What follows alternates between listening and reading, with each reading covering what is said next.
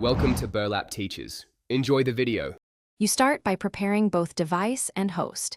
Enable developer options and turn on USB debugging, then connect the phone via USB. Install ADB platform tools on your computer and place the platform tools folder in a convenient path so you can run ADB commands. Once done, unlock the device screen and approve the computer's RSA prompt when it appears.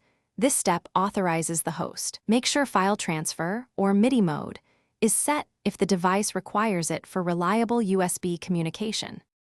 You now switch to establishing ADB over the network without wireless debugging.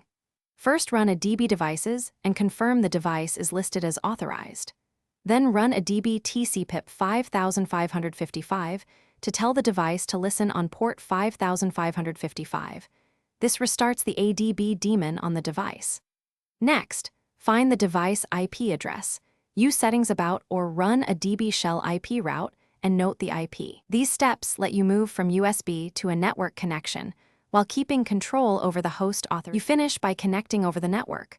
Run a DB connect device IP 5555 from the host and wait for a successful connected message. Once connected, verify with ADB devices and test an interactive shell with a DB shell. This confirms packet flow and permissions. If you no longer need the network session, run a DB disconnect or a DB USB to fall back to USB. Troubleshooting tip: if connection fails, replug the USB cable, reboot the device, and run a DB kill server then a DB start server to reset the host side.